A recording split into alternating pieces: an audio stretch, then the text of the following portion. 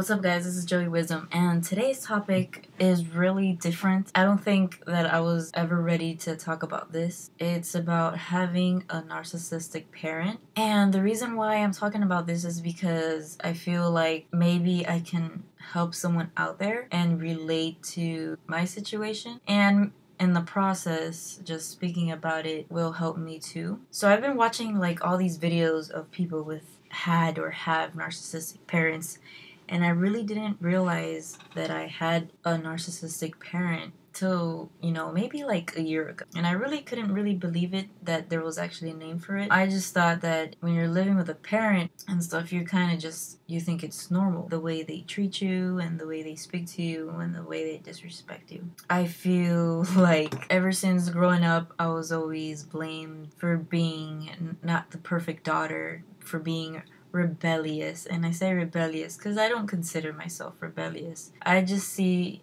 myself as just defending myself. I was always defending myself growing up. When I was younger, well, I was like more submissive and stuff like that. Obviously now it's different, now that I'm an adult. I was just thinking about how, like in this video, one of these videos, it said you are attracted to the people around you, so that's including your parents. I really used to think the opposite of that, because I mean, when I was younger, I used to be like, I don't want any guy like my father, because he drinks, his personality, certain qualities of my father. Don't get me wrong, I love my father with all my heart. He's a great father. He's always been a great father, hard worker. I'm not here to talk shit about my parents at all. I've come to realize that when, for example, my ex-husband had the same personality qualities as my father, and I didn't know that when I was younger, and I didn't see that perspective till recently. I was attracted to a man like that,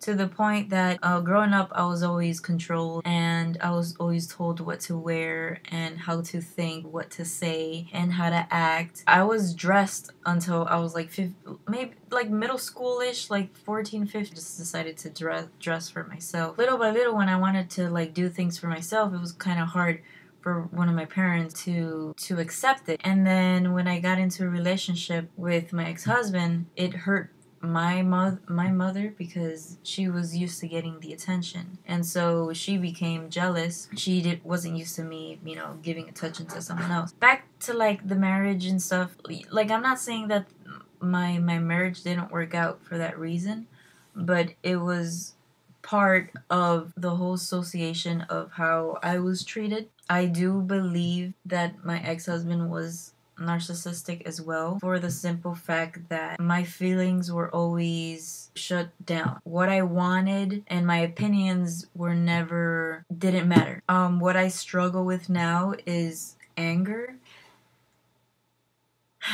I'm sighing because it's hard to accept. I do carry a lot of anger, and people see that in me. I don't want to I've attracted guys with the same freaking personality as mine, which is anger, and just anger about things with their past and their parents, because we can relate to abusive parents. It could be alcoholic, neglect, abandonment, abuse, any sort of abuse, I can always relate. And that's not good. When I start dating a guy and I see that he's being too pushy and he's trying to tell me what to do and trying to control me, I fucking panic, because I don't want that to happen again. I don't want to be controlled. I get defensive, and I just need to stay away from that, because some guys think it's okay because they do it to other people around them, so they think it's okay to do it with their girlfriend. Can't accept that. That is why I'm so scared to being in a relationship, in a serious relationship, because I don't want to go off on people, because I have this anger of how I've been treated all my life. It makes me sad that I have this anger built in for like all the betrayal, and everybody has baggage, and it's really more like verbal, emotional abuse, because these people around me think it's okay to do it because they're just like that. They're narcissistic, and they laugh for the way you feel. If you're sad, or if you're upset, you're crying, you're depressed, they laugh at it. You want to explain how you feel, and you tell them, don't do this because it hurts my feelings. They laugh at that. It's really hard to express how I feel now to people, because I feel like I'm gonna be judged. It's really hard to trust people nowadays. And when a person says to me that they don't trust me, even if they're joking around, that gets to me because I feel like I'm a very good person. I think I'm a great person. It's just the fact that I do have anger issues. Maybe, some people don't really see that in me sometimes, but people are scared to say it to me, but I know who I am as a person, and I struggle with the anger, and it's nobody's fault. And I feel bad because this is not something that I share with everybody. And I want to talk about it now. I used to blame myself so much for the divorce, but now I see that everything happened for a reason. I feel that it wasn't a healthy relationship because it didn't even start healthy. It was mostly about control and distrust and just no communication. Since my family, it's kind of dysfunctional where they don't know, well, for example, my parents don't know how to communicate. I had that issue too. The point of this video is I hope to work on my anger. That's the reason why I don't get myself into a relationship, because I feel like I still need to work on myself, and I need to be careful with who I get involved with, because I don't want a bad relationship like I used to have. I don't want to get to a point where I feel abandoned.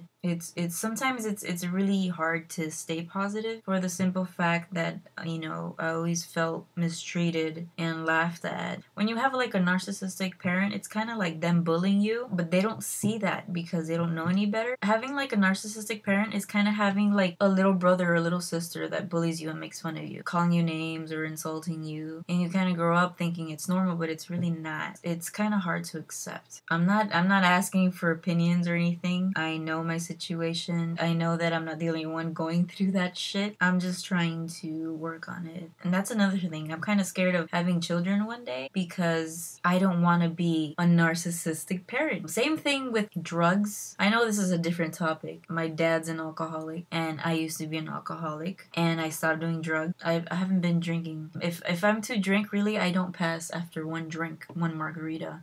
Because that whole tipsiness, just the feeling, it just makes me sick to my stomach now. Because I drank so much when I was married, and I drank so much when I was separated. I drank so much after divorce. It was just an emotional roller coaster.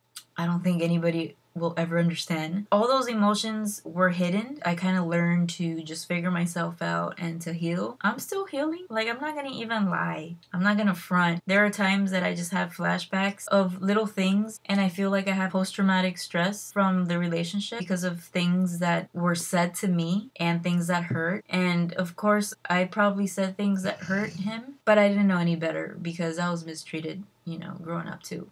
You do things and you say things that you don't think, especially when you're young. You're young and you're stupid.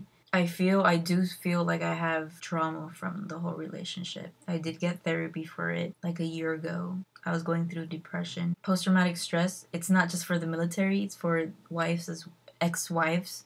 I've seen videos, people going through it, especially when their husbands died, not that it happened to me. I feel like the military has changed me. The military lifestyle has changed me. I'm not as emotional as I used to be, but I do have breakdowns. I used to have bad dreams too. I had to work on that too. That's why I would drink and smoke so that I could sleep better, and that became more of a problem. I've been able to sleep for the past year. I do have trauma, and it doesn't help when it comes to dating. So I feel like I can't date anymore because I do not want to hurt. I feel like I'm going to hurt someone for my bullshit and my flashbacks. I'm not saying that I didn't do anything. I'm not perfect because, again, I don't know any better because I grew up with a dysfunctional family. It is what it is. I keep focused with my education and the people around me. I just hope people around me understand that I don't do things for being a bad person. It just this is the way I am, and I'm just trying to be a better person, to make a change. I don't do drugs anymore. I've lost the weight that I had because I stopped drinking and all bullshit. I just don't want to go back there anymore. I'm okay. I've had worse days. So this is what I just wanted to talk about. Thank you for watching. Thank you for the new subscribers. Thank you. On to the next topic.